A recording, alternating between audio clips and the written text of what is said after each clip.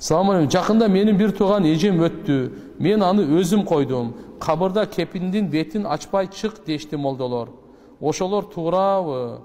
Мен бир тууган үкөсү болом. Эгер күйөөсү болсо, мага мүмкүн эмес дешти. Күйөөсү себептер менен коя албай калды. Башкалар бул туура эмес дейт. Кепинди сөзсүз ачып коюш керек беле? Түшүндүрүп коюңузчу сураныч. Алдын ала рахмат. Кандай гана аял зат өтпөсүн, угуп алыңыз. Анын махрамы ошолор кеп эмеге коюш керек. Көргө. Күйөөсү кое албайт. Өлгөндөн кийин автоматически нике бузулат. Автоматически нике бузулат. Нике жок, бул уже жоочу мурдагыдай болуп калат. Эми күйөөсү койгонго болбойт. Ким коет? Атасы коет. Ким кармайт денесин? Баласы кармайт.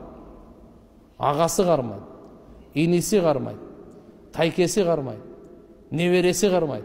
Кыскасы айтканда, ошо денени коюп атканда макулбу? Намахрамга ол вообще жакындабасын. Тим более күйөөнү жакындатпай аткандан кийин шариятчы. Ушулар гана. Эгерде таптакыр эч ким жок болуп калса, азыркындай атасы дагы жок, ага иниси да, тайкелери да, балдары, неберелери эч ким жок. Эң жакын төлкө күйөөсү эле болуп калса, ошондо анан зорго уруксат берет. Ошон үчүн мына жердеги айтып аткан, сиз бир тууган үкөсү болосуз, сиз коюшуңуз керек, бул эң туура, күйөөсү койбош керек ал. Так, экинчиси бетин ачпайт. Не кылбайт экен? Бетин ачпайт. Бетин ачпаңыз. Жаназа окулдубу? Бүттү, бунун ахирети башталды. Жаназада эмне башталды? Ахиреттики уже башталды, сааты, минуты ахиреттики башталды. Мүмкүн ачканда өзүңүз коркуп кетишиңиз да мүмкүн болуп калат. Андай кылбаңыз. Ахиреттики башталды. Албетте түйүп коебуз. Билесиздерби? Бияктан түйүп коет, белден түйүп коет, бутун түйүп коет. Түймөлөр мененчи мындай ачылып кетпесин деп. Ошолор чечип коесуз. Түшүнүктүүбү? Түймөктөрдү чечип коет, бети ачылбайт да кайтайын. Бетин ачпайсыз, ошо ойдон бүттү. Жаназа окулдубу? Даже бизде кээде ушундай да болуп калат. Жаназа окуп бүткөндөн кийин бетин ачып коюп менен прощание кылат анан. Коштошолу деп. Анча-мынча мында чоңдордо болуп калат да, мен мурда кызмат муфти болуп иштеп жүргөндө ушундайлар болуп калат эле. Ошолорго айтат элем. Мен окугандан кийин уже ачылбаш керек. Ага чейин коштошолу, ача бер. Ача бер да, коштошо бер, пешенесинен өп, жакшы деп бир көрүп ал, проблема жок. Жаназа окулду, всё. Алдан кийин уже ачылбаш керек. Жаназа акыркы. Ошо окулгандан кийин ошо жабылган бойдон барып коюлуш керек. Убакыт болуп калдыбы? 2 мүнөт азан айтып коюңуз мен. Эркек аял айырмасы жок.